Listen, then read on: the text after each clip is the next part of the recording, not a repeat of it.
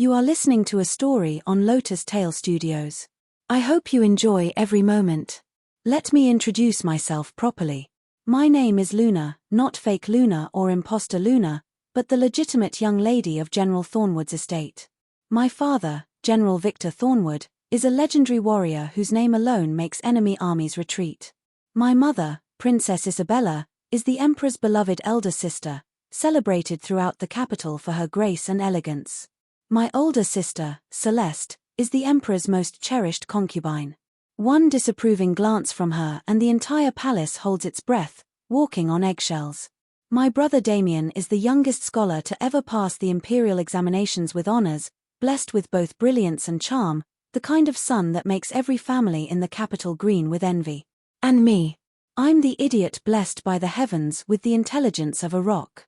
Even the stable dogs look at me with pity, and the horses refuse to let me near them.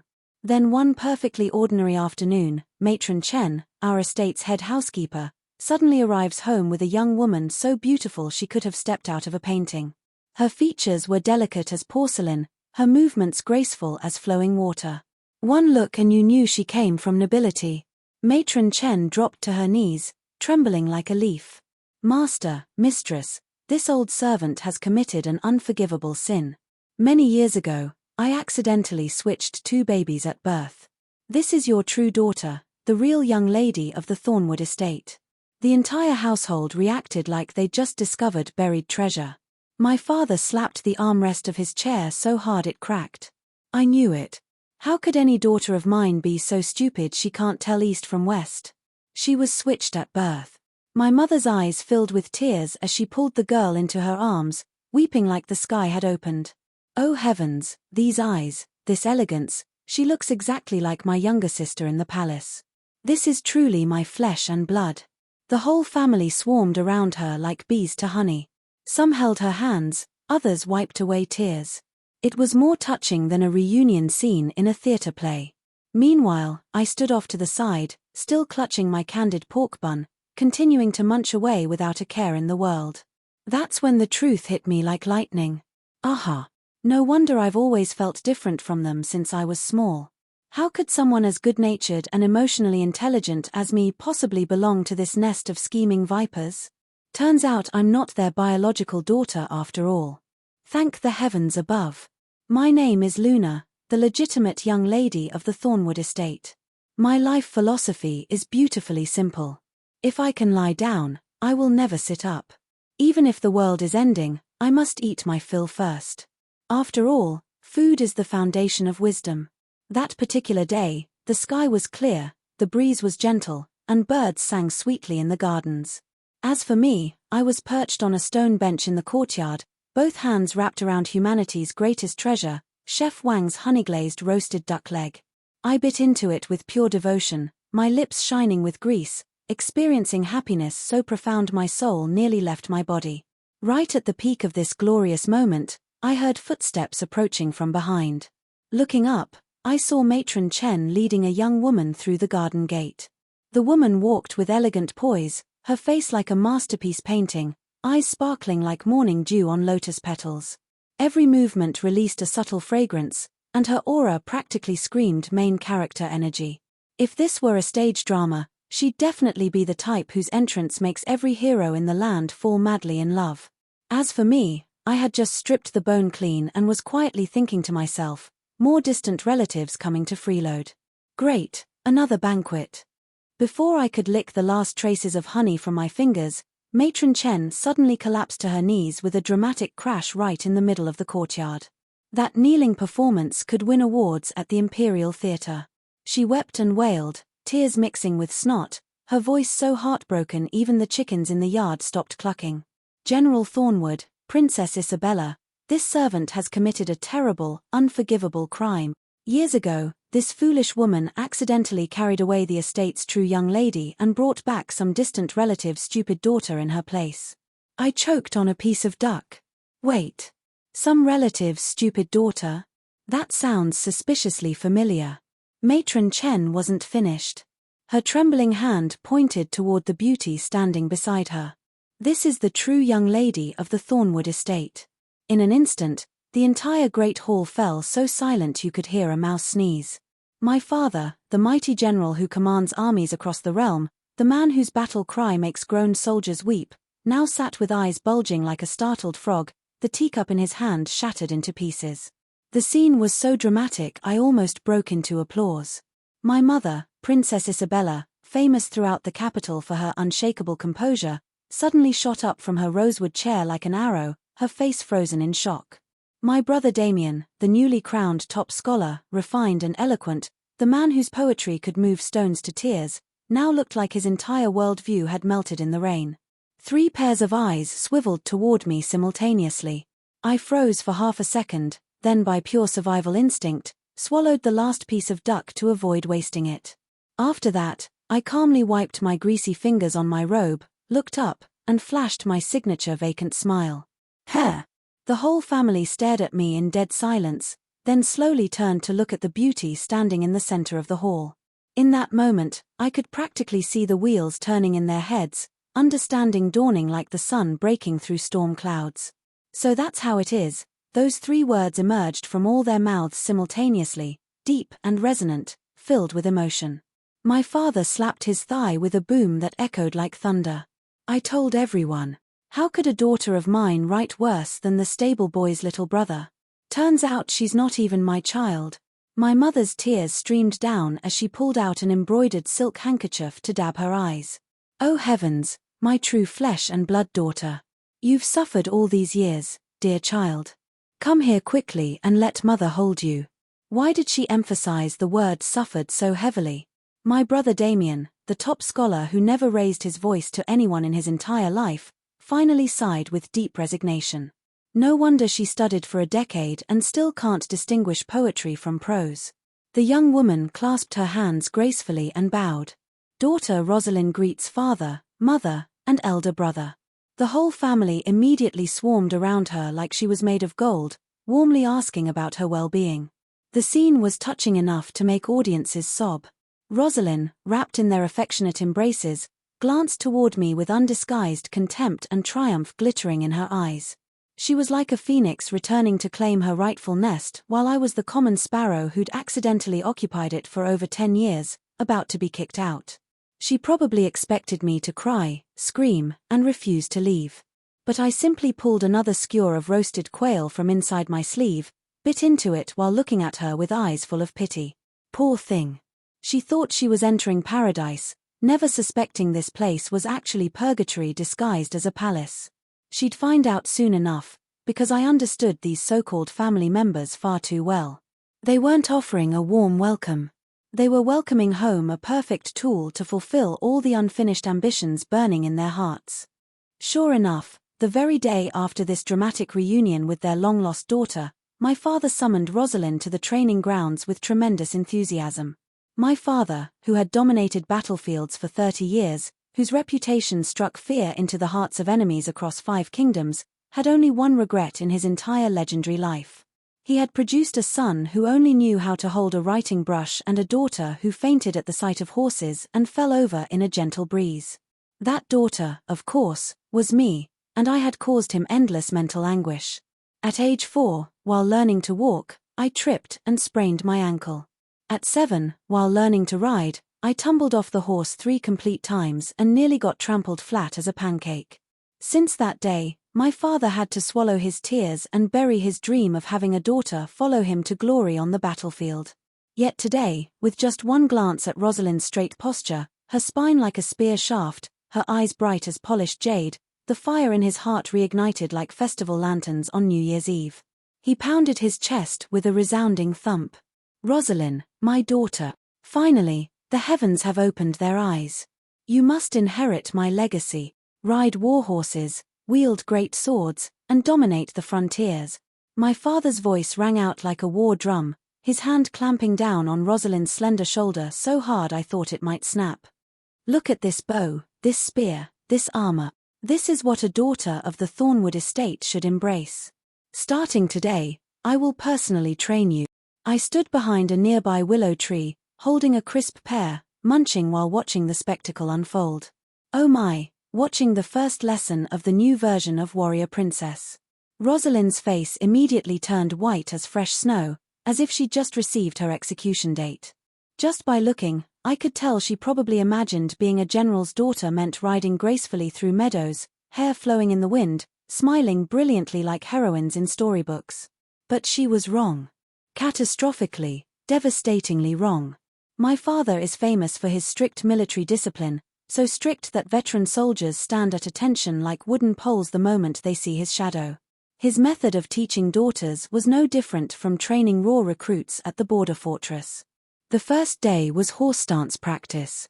The sun hadn't climbed 2 hours into the sky before Roselyn was trembling all over, sweat pouring like summer rain, both knees shaking like ceremonial drums at a temple festival.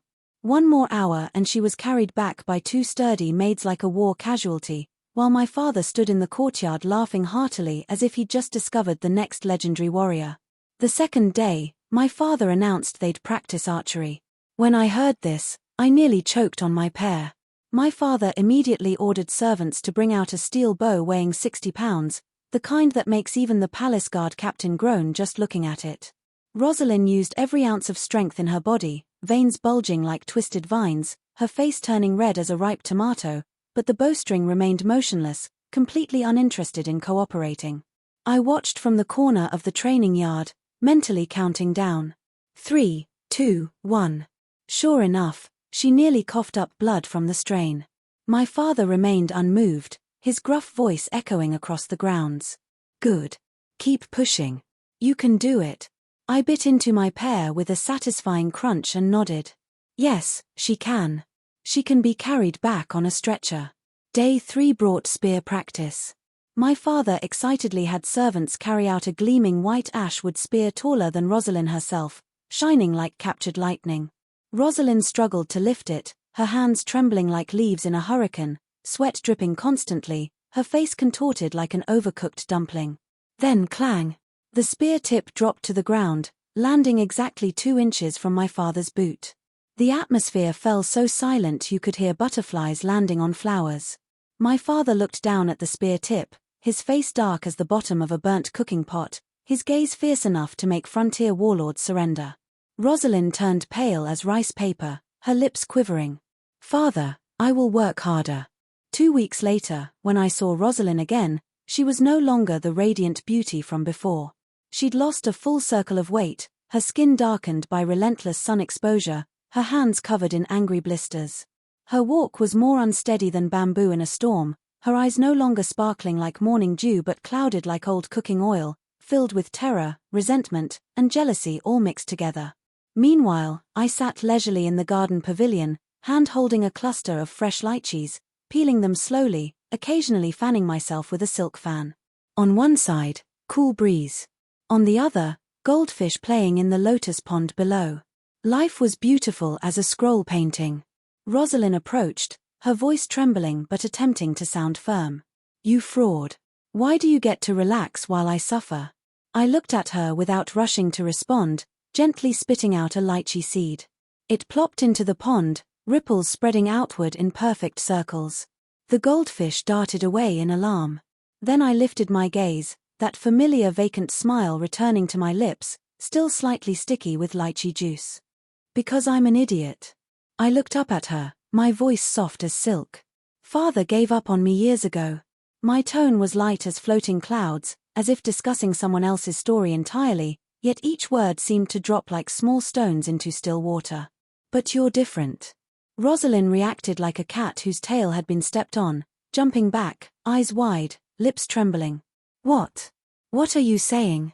I tilted my head slightly, smiling benevolently. I'm saying you should keep working hard. In this household, anyone who's too outstanding will eventually be ground down to dust. Roselyn lunged forward, snatching the plate of lychees from my hands and flinging it to the ground as if throwing away all her hopes and dreams. By what right? By what right does someone as foolish and worthless as you get to sit here in comfort while I, the true young lady, must train like a slave in life-threatening exercises? I looked her over from head to toe, my face expressionless as carved stone. I bent down, picked up one intact lychee, hastily wiped it on my robe, grease stains, and all, who cares, and popped it into my mouth, chewing slowly. The lychee was so sweet I nearly choked. Still chewing, I stared straight at Roselyn, my tone utterly calm. You're intelligent. You're beautiful. You're talented. Father sees all these qualities and thinks, here's a precious gem that needs polishing. But his polishing methods are harsh enough to crush diamonds. He sees you as a tool to fulfill his battlefield dreams.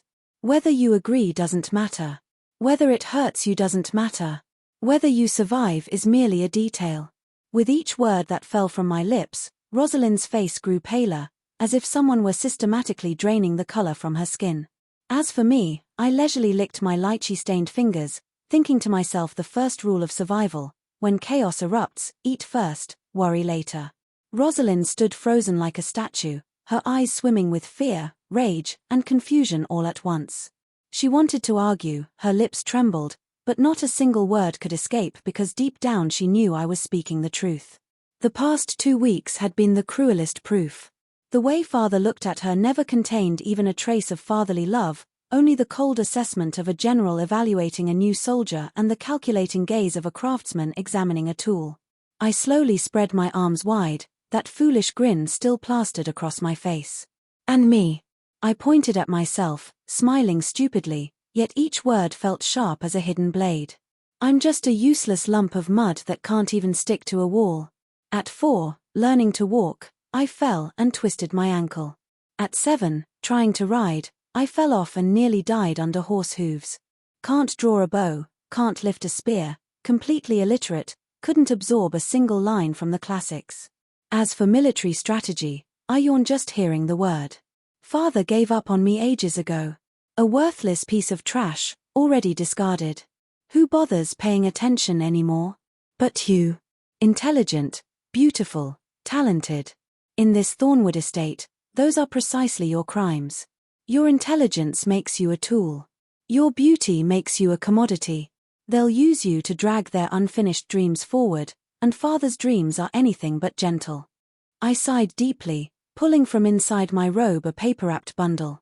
Opening it released the mouth-watering aroma of roasted pork ribs, glistening with glaze. I tore off a piece, plump and succulent, and held it before her face. So I advise you, eat your fill while you can. Who knows if tomorrow you'll even get the chance. Roselyn glared at me, her voice choking with fury. Fool. Who wants your greasy food? With that, she smacked it hard. The poor pork rib flew in a perfect arc before landing with a splat on the cobblestones. That was the best piece too, with the perfect ratio of meat to fat, fragrant enough to make your mouth water, and she just swatted it away out of spite. I sighed, crouching down to look at it for a long moment, then muttered quietly, I have a bad feeling. Soon even wanting to eat won't be easy. Sure enough, my prophecy came true just days later. Roselyn was trained by Father to the point where she could barely stand upright. Her legs trembled like overcooked noodles, her back hunched, hands covered in weeping blisters, skin tanned several shades darker. Looking at her, you'd think she'd just returned from actual warfare, not that she was a newly acknowledged young lady of a noble house. Finally, my mother could no longer hold back, though not out of compassion. In her eyes, a daughter with thick muscular arms, broad shoulders, and sun-darkened skin was an absolute disgrace to the imperial family bloodline. She wore her magnificent court robes, silk brocade so dazzling even sunlight seemed dimmed by comparison. Holding a jade-inlaid fan, she pointed it directly at Father's face, her voice ringing clear as temple bells. Enough. Are you training a soldier or destroying our daughter? We are the Thornwood estate, not a military barracks. A daughter must look like a proper young lady. My father stood there still gripping a practice spear, his face cold as ancient bronze. Roselyn, like someone grabbing a lifeline in drowning waters, rushed straight into Mother's arms, weeping like pear blossoms in rain, shoulders shaking violently, tears flying in all directions. She thought she'd finally escaped the nightmare of the training grounds and could return to Mother's warm, protective embrace. But she didn't realize she was only leaping from one fire pit into a frozen hell. My mother grew up in the imperial palace, the eldest daughter most cherished by the previous emperor. The words proper etiquette had been carved into her very bones, woven into her soul. Her lifelong dream was to personally cultivate a daughter even more perfect than any princess in the palace, a living embodiment of grace and refinement. And I clearly wasn't suitable material. I choked on tea, tripped while walking, and wearing those layers upon layers of court clothing, I'd trip over my own sash after 3 steps, nearly strangling myself in front of guests. Mother had once poured her entire heart into teaching me etiquette, music, poetry, painting, embroidery, and dance.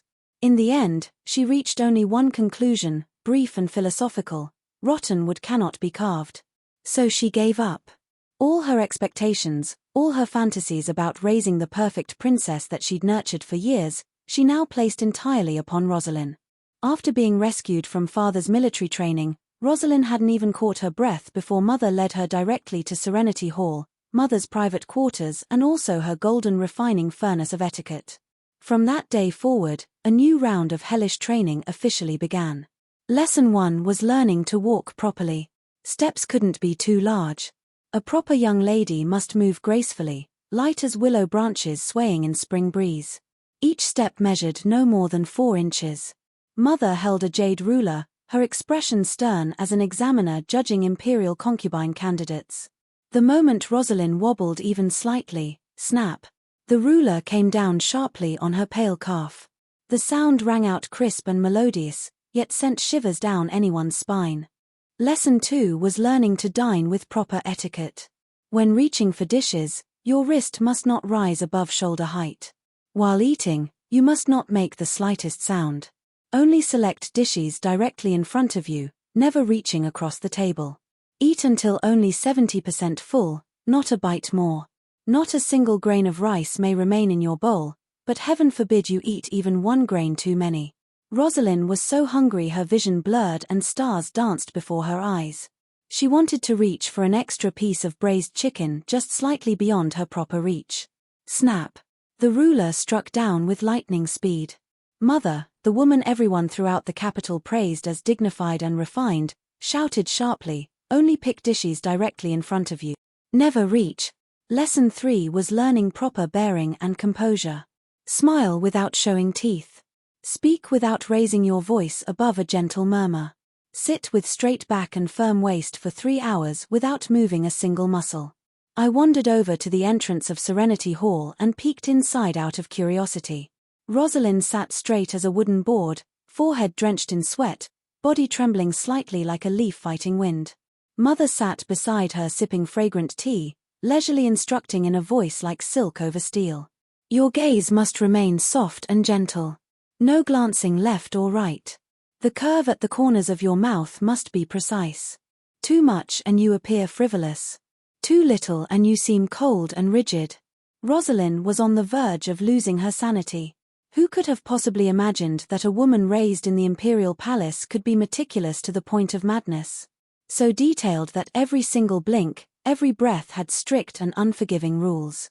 She looked at me with pleading, desperate eyes, probably remembering the pork rib she'd knocked from my hands the other day.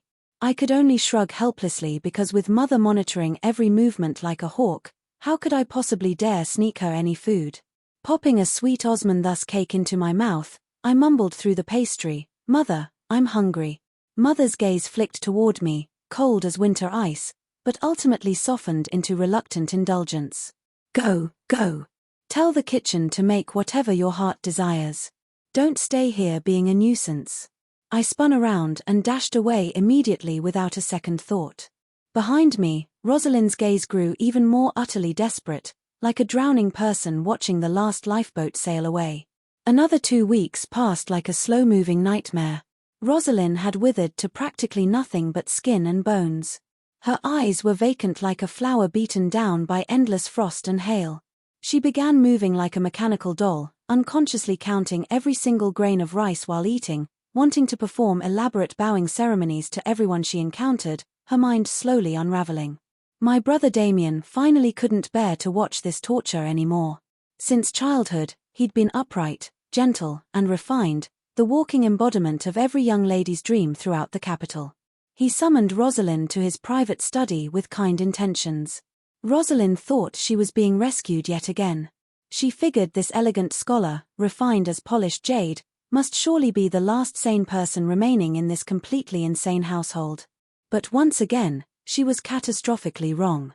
My brother Damien, the youngest top scholar in imperial court history, despised nothing more in his entire existence than ignorant, empty-headed people with no education. He'd tolerated me for over 10 years only because the physician declared my brain had been damaged by fever as a child, so nothing could be done. Now with an additional sister who appeared mentally normal, the teaching fervor buried deep within him ignited like a wildfire. "Little sister," he began, his voice gentle as silk, "father trains martial skills, mother teaches etiquette. Those are merely external refinements. Only through reading and scholarship can one truly understand principles and fundamentally change a fate trampled by circumstances." My brother Damien sat behind his desk, his gaze warm and encouraging. Roselyn looked at him, her eyes revealing deep trepidation and exhaustion. The old saying that a woman without talent is virtuous, that's ignorant backward thinking propagated by fools, he continued passionately. He pushed toward her a mountain of books stacked higher than city walls. "As a daughter of the Thornwood estate, I don't demand you govern nations or save the common people from suffering. But at minimum, you must be learned in classical knowledge. The 4 books, 5 classics, 7 military classics, and 6 secret teachings. First, copy each text by hand 10 complete times, then study them until you can recite passages from memory." Roselyn stared at the mountain of ancient texts, her eyes glazing over, nearly fainting on the spot from shock. But copying texts was merely the foundation of his curriculum. My brother Damien paid absolutely no attention to her complexion turning various shades of green and continued with tremendous enthusiasm. "In your spare time, I'll personally teach you the 6 classical arts: music, strategy, calligraphy, painting, mathematics, and ritual. You needn't master everything to perfection, but you must be presentable in polite society. Especially strategy and calligraphy, they're extraordinarily useful for cultivation of character and mind. Starting today, you'll practice daily without exception. If your work doesn't meet standards, you're forbidden from eating meals." And so Roselyn's nightmare entered its 3rd horrifying phase. Every single day, she had to rise before dawn's first light to copy texts until her wrists swelled like steamed buns. During daylight hours, my brother would drag her to play strategy board games. A single match could stretch 4 grueling hours. If she made even one wrong move, he'd lecture her on philosophical principles for half an hour straight. In the evenings came calligraphy practice with brushes and ink. If a single page contained even one ink mark that displeased his exacting eye, she had to rewrite it 100 times without complaint. Father's training destroyed her body systematically. Mother's etiquette lessons crushed her spirit completely. My brother's scholarly instruction ground her will to absolute dust. Occasionally I'd pass by the study entrance and glimpse her inside, writing over and over the same characters: filial piety, harmony with siblings, respect for elders. She looked like she'd completely lost her mind, her eyes vacant, hands moving mechanically like a broken automaton. She began avoiding every single family member like a terrified rabbit fleeing hunters. Seeing father, she wanted to run and hide. Seeing mother, she wanted to collapse and kowtow. Seeing my brother, she wanted to burst into tears. The whole family began growing increasingly displeased with their perfect daughter. Father found her too weak, unable to shoulder great responsibilities. Mother found her too crude despite training, difficult to present in high society. My brother called her ignorant, like rotten wood impossible to carve into anything useful. They began thinking of me with newfound appreciation. Though I was foolish beyond measure, at least I was obedient and caused no trouble. Though I was utterly useless, at least I remained psychologically stable and pleasant. Just as Roselyn reached such complete desperation that she was contemplating finding rope to end her miserable existence, my eldest sister Celeste, the Emperor's most beloved and favored concubine, returned to the estate for a family visit. My eldest sister was born with towering ambition, blessed by heaven with stunning beauty and profound cunning intelligence. In the imperial harem where people devoured each other without mercy, she'd stood firm at the top for years, relying not merely on her gorgeous appearance but on razor-sharp political instincts. Her dream was to have an intelligent, beautiful younger sister to bring into the palace as her solid right hand, joining forces to dominate the entire harem completely. Unfortunately, her original younger sister was me, not particularly bright, looks only passably pretty, completely failing to meet her exacting standards. She'd given up on me long ago. But Roselyn's sudden appearance made her see a brilliant ray of hope once more, like dawn breaking after endless night. The day my eldest sister returned to the estate, her entourage was magnificent beyond description. She sat in a gold-trimmed phoenix palanquin, surrounded by palace attendants in silk robes, welcomed into the manor like an empress descending from the heavens. The moment she entered through the gates, she immediately spotted Roselyn standing among the assembled crowd. Though haggard and worn, her stunning beauty still couldn't be concealed beneath exhaustion. Celeste's eyes lit up brilliantly like lanterns at a festival. "Is this my younger sister Roselyn?" She stepped down gracefully from her phoenix palanquin, intimately grasping Roselyn's hand, examining her from head to toe with an appraising gaze, nodding with deep satisfaction. Indeed, a budding flower, even more beautiful than paintings of legendary beauties. Roselyn was overwhelmed by such unexpected favor, gazing in confused terror at this noble elder sister radiating commanding presence and power. "My dear sister," Celeste's voice was gentle as flowing water, "you've suffered terribly at home, haven't you? Don't be afraid. From this moment forward, with elder sister protecting you, no one will dare bully you anymore." In that single moment, light and hope returned to Roselyn's dead eyes like stars appearing after a storm.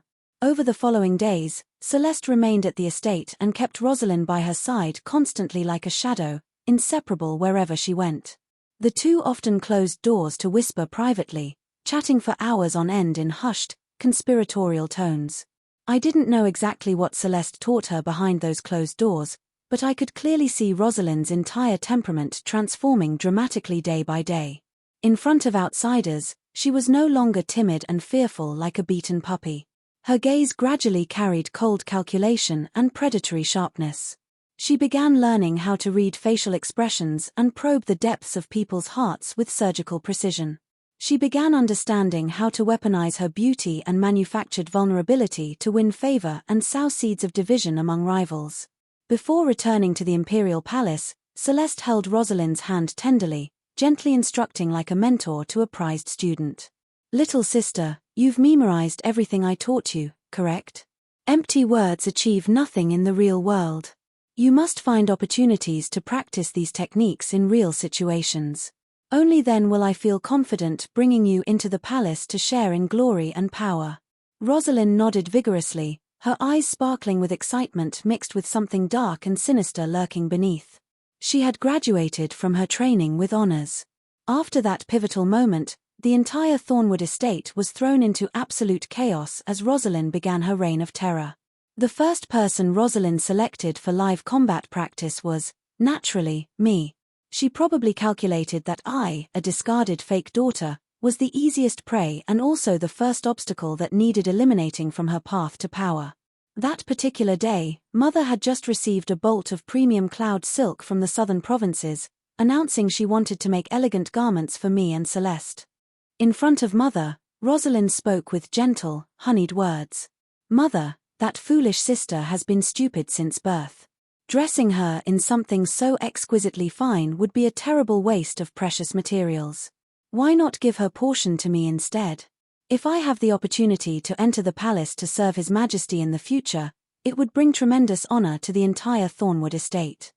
After hearing this perfectly logical argument, Mother nodded thoughtfully, finding it quite reasonable, and immediately handed the entire bolt of cloud silk to Roselyn without hesitation. Roselyn accepted it gleefully, waving it mockingly before my face, using a voice pitched just loud enough for only the two of us to hear, lips curling with cruel satisfaction. "See that, you fool? Everything in this house should rightfully belong to me. Your entire future will become mine as well." I said absolutely nothing in response, merely quietly pulled from inside my robe a paper-wrapped bundle. Opening it released the heavenly aroma of Chef Wang's famous braised duck, making mouths water instantly. I tore off a piece, glistening with glaze, and bit into it, chewing slowly and deliberately, mumbling around the mouthful, "Amham, truly a complete fool indeed." Roselyn let out a cold, contemptuous laugh, clutching her roll of precious silk and strutting away like a peacock displaying its plumage. Not many days later, she wore her new garment tailored from the cloud silk into the imperial palace, intending to take the golden opportunity to draw closer to Celeste while also proudly reporting her achievements after completing the palace intrigue training course. The result was catastrophic. The very moment she stepped through the palace gates, she was stopped by stern-faced eunuch guards. Without uttering a single word of explanation, they dragged her to the punishment courtyard and gave her 20 brutal lashes with the heavy bamboo rod. The reason was devastatingly simple. She had committed the unforgivable offense of wearing matching fabric with Celeste, the most exalted imperial concubine in the entire harem. Clashing outfits with an imperial concubine was no light offense in palace protocol. Roselyn was carried back from the palace like a sack of grain, her bottom swollen and bruised, face pale as death, her gaze toward me poisonous enough to kill with a glance. You knew beforehand, didn't you? You deliberately didn't warn me. How was I supposed to know what fabric was used for your outfit? I replied innocently, raising my eyes to look at her with truly profound sympathy, then silently scooped up a handful of fresh cherries from a nearby bowl and popped them in my mouth one by one. The cherry juice was sweet and refreshing, fragrant as honey. Seeing her still glaring daggers at me, I held out a handful generously. Want some? Her face immediately changed colors like a sunset. Not eating your charity. She swatted my hand away violently, cherries scattering across the floor like crimson jewels. After that humiliating incident, Roselyn hated me down to her very bones. She swore sacred oaths she would have her revenge no matter the cost.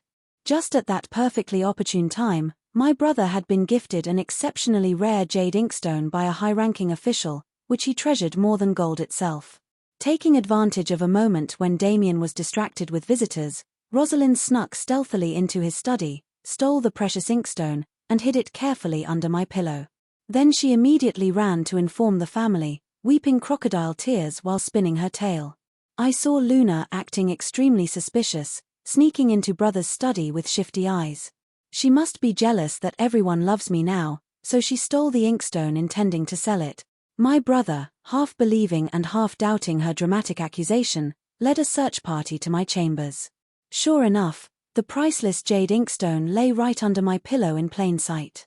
The person and physical evidence were both present, clear as daylight. Roselyn cried even more pitifully, gently pleading on my supposed behalf with fake concern. Brother, please don't blame Luna too harshly. That poor sister simply doesn't understand proper behavior. This inkstone is worth a tremendous fortune. She must have been tempted by greedy thoughts planted by bad influences.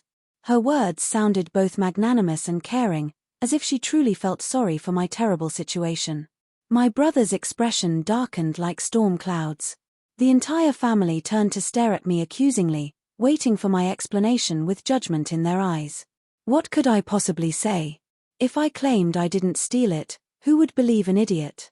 I simply looked silently at Roselyn, staring deep into her eyes where malicious triumph and victory danced like flames.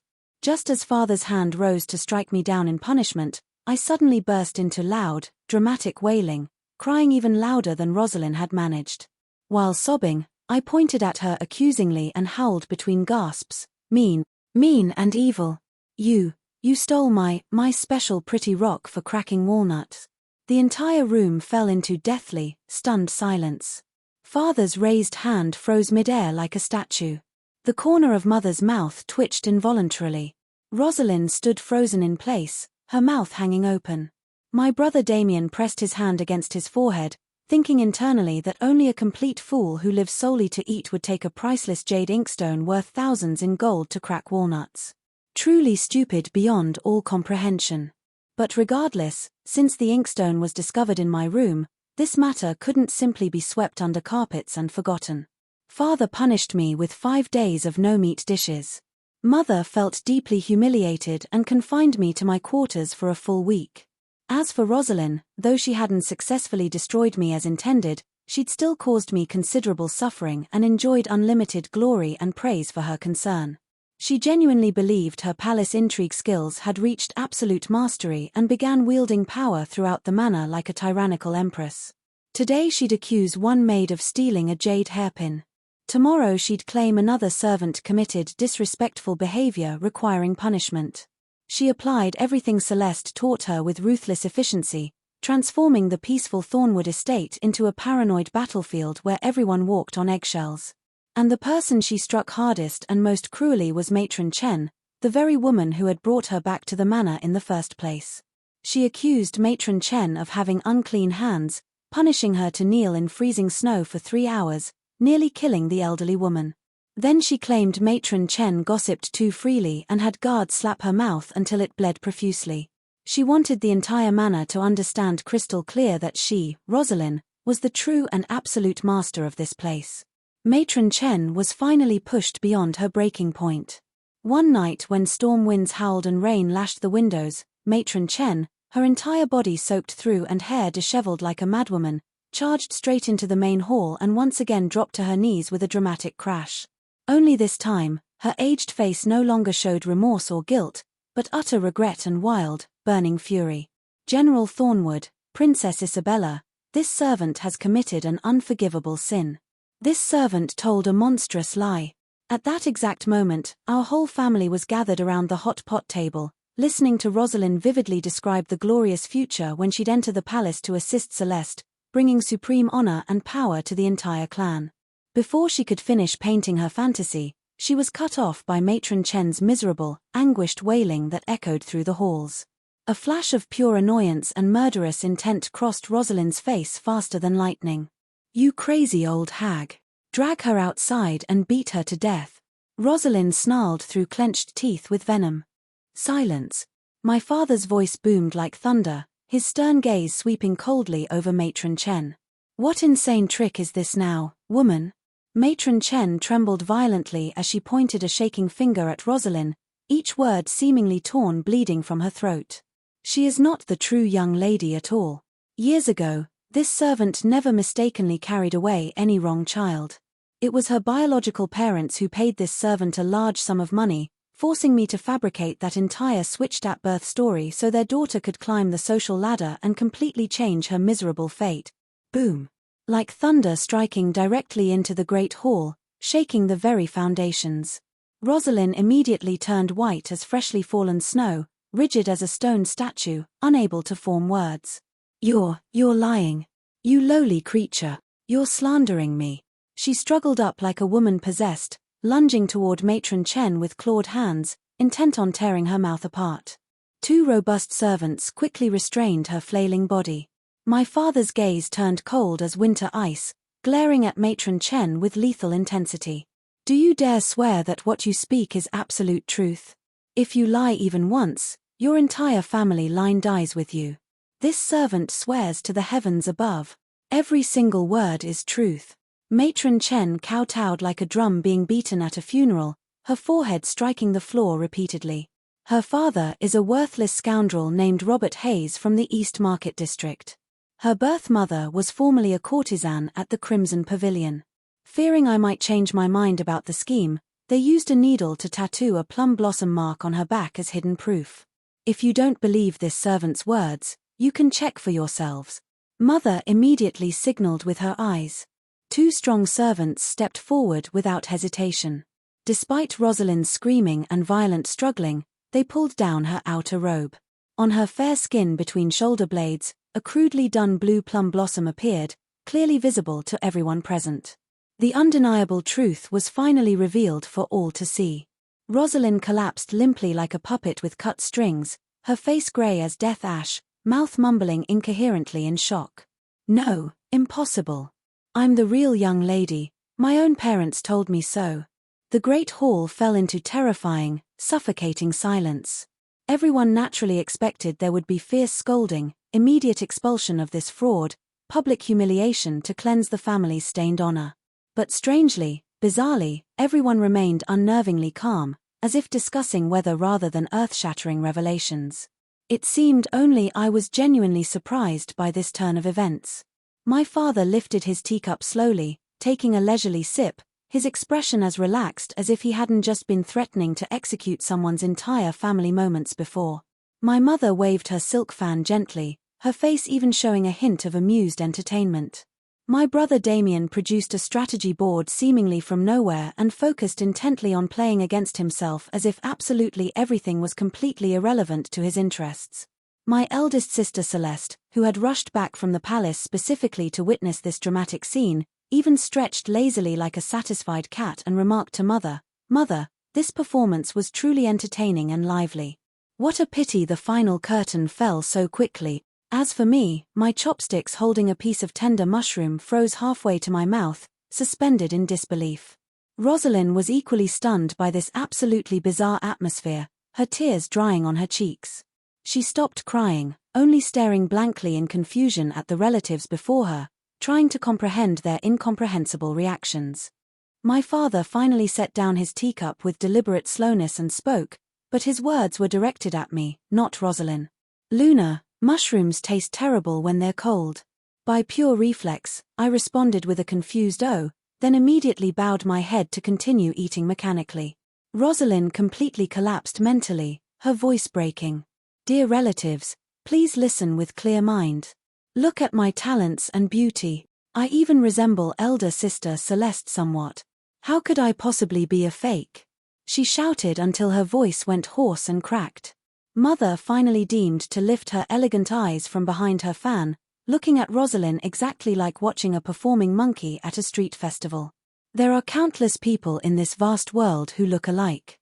Does that make them all my children?" Then she laughed lightly, the sound like tinkling bells. My brother Damien didn't bother looking up from his strategy game, placing black stones while chiming in casually. "The very day you stepped through our gates, 8 generations of your family's ancestry had already been thoroughly investigated by our people. Your father, Robert Hayes, is a gambling addict with debts stacked higher than mountains. Your mother was once a courtesan at Crimson Pavilion. After catching a glimpse of elder sister Celeste during a royal procession, seeing you bore superficial resemblance, she schemed up this impersonation plot. Together with your uncle who works as a minor clerk in the magistrate's office, they staged this elaborate switch-child theater. Not a terrible idea conceptually, just a pity your execution was far too amateurish and obvious." Roselyn's eyes bulged grotesquely, her face contorting like a demon's mask, and she collapsed limply to her knees in complete defeat. Then why didn't any of you expose me this entire time? Why let me suffer?" "Expose you? Why would we do that?" Celeste laughed until her shoulders shook with mirth. "Life was simply too dull and monotonous in this household. You delivered yourself to our doorstep like a gift. If we didn't play around with you for entertainment, wouldn't that disappoint your family's painstaking efforts and careful planning?" Father nodded in complete agreement, his tone matter-of-fact. "At that particular time, I was frustrated having no suitable partner to practice advanced spear techniques with. You could endure remarkable hardship despite lacking talent. Though quite stupid, you still gave me the satisfying feeling of training a daughter in proper martial arts." Mother added with a slight smile, "I studied palace etiquette protocols my entire life and finally had somewhere practical to apply all that knowledge. Watching you transform from a crude, unrefined wild girl into someone with proper courtly rules was truly deeply satisfying to witness."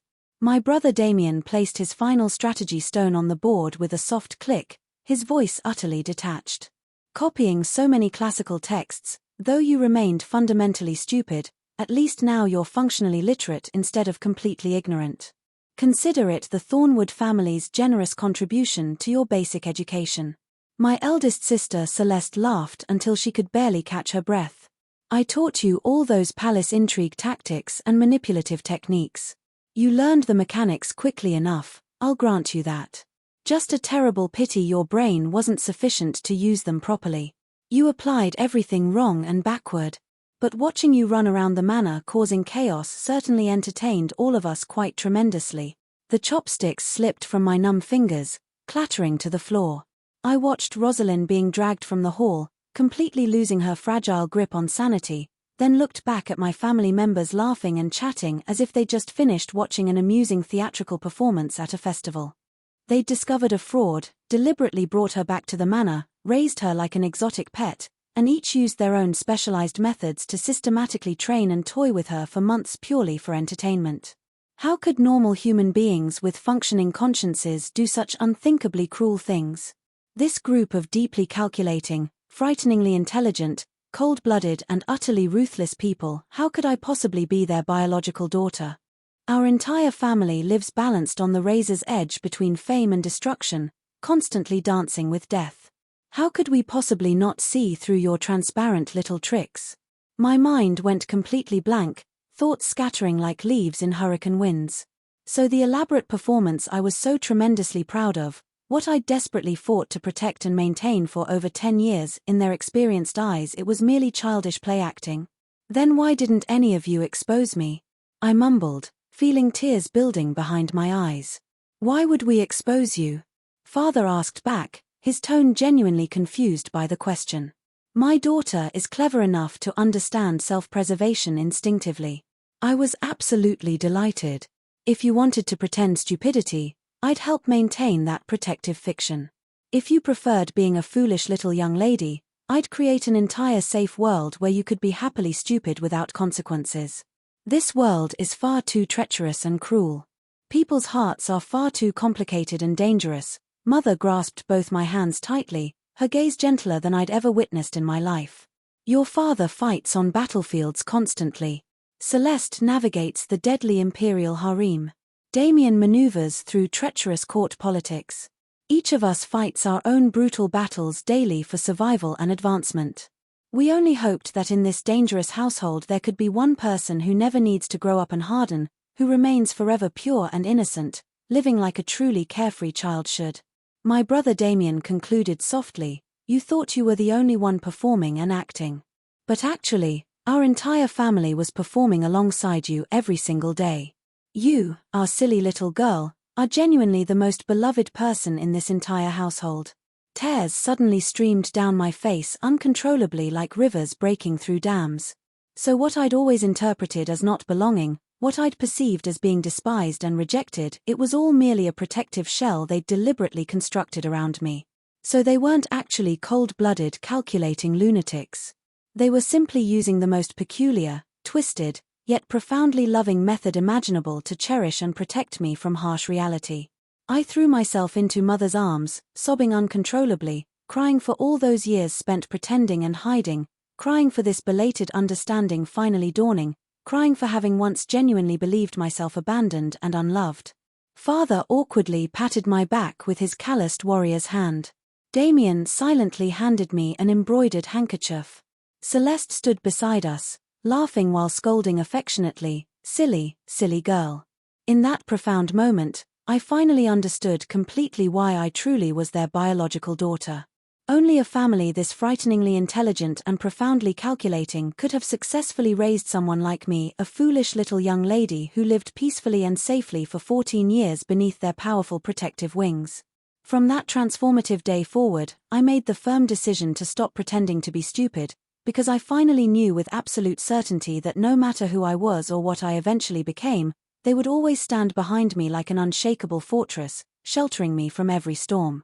The very next day, I was still contemplating how to present myself with my new authentic persona when I'd barely reached the entrance to the front hall. Suddenly, I heard from inside the whole family sighing dramatically in unison. Father's deep voice rumbled, living like this is far too depressing and predictable. Why don't we consider rebelling against the Emperor? Sister, you've been embedded in the palace for so long now, Damien's voice carried contemplative consideration. Don't you think the Emperor himself has absolutely no real freedom whatsoever? Mother suddenly jumped up with visible excitement. Previously we had that fake daughter for entertainment. Now, how about we find a fake son to keep this game interesting? Just at that precise moment, footsteps echoed loudly in the outer courtyard. The old steward led in a young man who immediately knelt with a dramatic thud before father and mother, kowtowing while weeping theatrical tears. General Thornwood, Princess Isabella, this old servant has sinned gravely. Years ago, this servant was deceived by cunning villains and accidentally switched the young master at birth.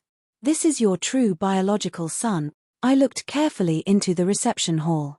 Everyone's eyes lit up simultaneously with barely concealed glee and anticipation, like children receiving unexpected festival gifts. All right then. I've firmly decided. I'm definitely continuing to pretend to be stupid for the foreseeable future, maybe forever. If you enjoyed this twisted tale of family love and elaborate deception, Don't forget to hit that like button and subscribe to Lotus Tale Studios for more captivating stories. Drop a comment below telling me what you thought of Luna's wonderfully dysfunctional family. Your support means everything and helps me bring you more entertaining content. Until next time, this is Lotus Tale Studios, where every story blooms with unexpected twist. True love doesn't demand perfection from those it cherishes. Instead, it creates safe spaces where imperfection can flourish without fear. Luna's family, despite their cunning brilliance and deadly capabilities, made the conscious choice not to mold her into another weapon for their ambitious pursuits. Instead, they built an elaborate protective world where she could remain genuinely innocent, shielding her from the cruelty and danger they faced daily in their respective arenas. Sometimes the deepest, most profound love wears a convincing mask of indifference or even apparent neglect. And perhaps the greatest gift parents can ever give isn't relentlessly pushing children toward conventional greatness and achievement, but rather allowing them the precious freedom to simply be themselves completely, flaws and quirks and all. Thank you so much for listening to this story on Lotus Tale Studios. If you enjoyed Luna's journey, please show your support with a like, leave a comment sharing your thoughts, and subscribe to never miss another tale. Your engagement truly makes all the difference. Actually, Roselyn's ultimate ending wasn't entirely terrible or tragic. My father provided her biological parents with a substantial sum of money to settle their mountainous debts completely, then sent the entire Hayes family to live in a small peaceful town in the southern provinces. He even arranged for Roselyn to marry an honest, hard-working merchant's son with decent prospects. As father casually explained while sipping wine, after all, she entertained us for several months with her antics. We should reward her efforts appropriately. Life gradually returned to normal routines, or at least what passed for normal in my extraordinarily strange existence. I continued eating and drinking without particular concern, living as carefree as drifting clouds. But after this elaborate game concluded, my family developed an entirely new fascination, focusing their strange collective attention directly on me with renewed intensity. Father began dragging me daily to sit beside him while he lectured passionately on military strategy, recounted legendary battle stories, and reminisced nostalgically about the blood and fire of battlefield glory. Every single sentence was delivered while watching me closely as if anticipating some specific reaction. And my reaction was naturally yawning, short yawns and long yawns, eyes squinting shut despite my best efforts. Not only did father not get angry at my obvious disinterest, he even patted my head affectionately, his weathered face brimming with inexplicable joy. Good. Mind free of distracting thoughts, completely untempted by worldly concerns. Truly the natural disposition of a legendary general. Mother no longer forced me to learn proper court etiquette protocols. Instead, she began teaching me to identify precious jade varieties, distinguish rare exotic incenses, and compare finest quality silk brocades. Mountains of valuable treasures would be heaped before me as she gently asked which pieces I preferred. I'd point randomly at a modest piece of warm jade of relatively little monetary value simply because it felt pleasant to touch against my skin. Mother would beam radiantly, grasping my hand and declaring proudly to Celeste, Look carefully. My Luna truly understands how to return to basics, completely undiluted by superficial material glamour. This reveals her authentic noble temperament. Celeste nodded in solemn agreement while I thought internally, it's actually just because that jade feels smooth and nice. My brother Damien also stopped forcing me to study classical literature. Every day he'd read poetry aloud to me, from ancient folk songs to Tang Dynasty poetry to Song Dynasty lyrics, from bold heroic verses to gentle romantic ones. I'd listen to half a verse, lean drowsily against his shoulder, and fall completely asleep, drool soaking through his expensive silk robe. Not only did Damien not get angry, he'd gently wipe it away with his sleeve, then sigh contentedly to Mother, little sister's soul remains pure and untainted, unstained by worldly dust and corruption.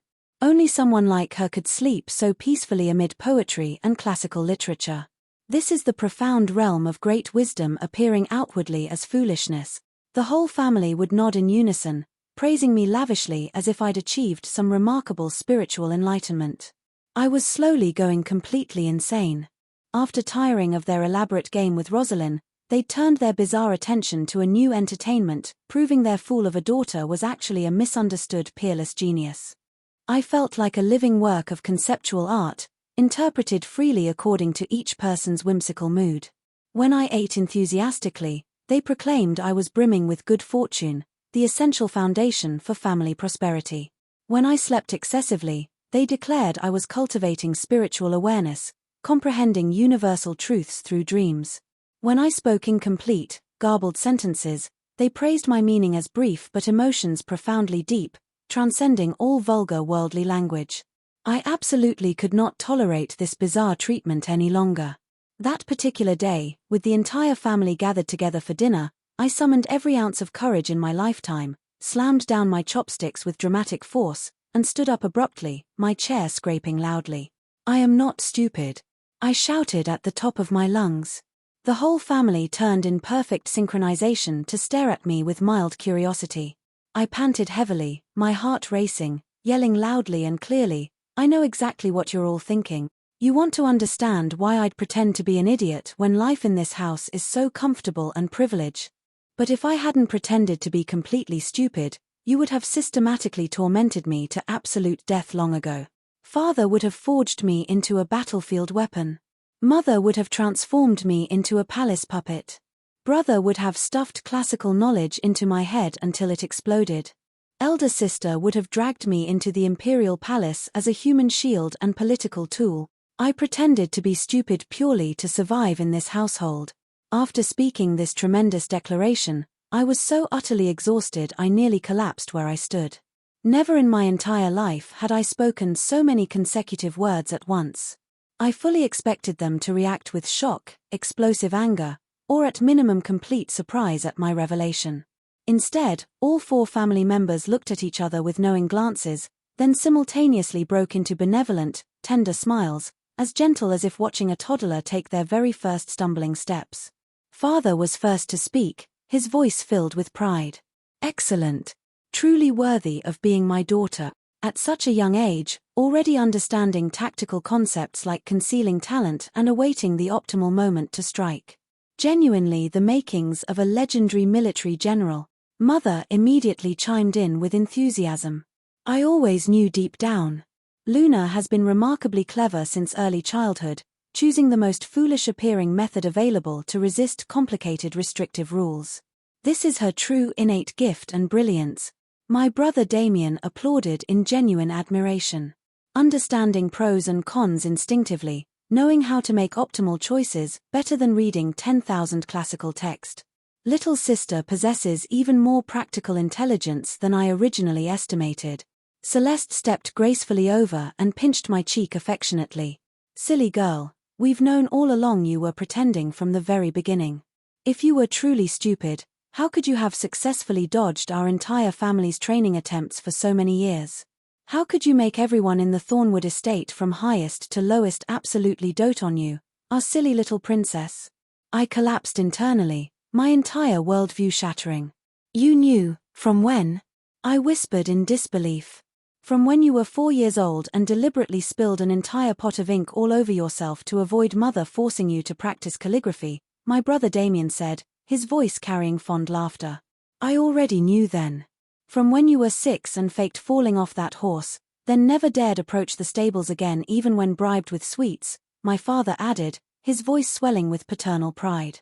"I knew immediately. At age 8, during the spring flower viewing banquet I hosted, when you chased butterflies wildly all over the garden and deliberately trampled the elaborate dresses of every young lady from noble families, ensuring no one would want to befriend or associate with you." Mother sighed deeply but her eyes sparkled with amusement. "I already knew your clever little game. From age 11, the first time I returned to the manor after entering the palace, when you saw me and immediately started drooling while calling out big sister, Candy, instead of showing proper deference or attempting to curry favor like every other person," my eldest sister Celeste said while gently stroking my hair. "I already knew you were far smarter than you pretended.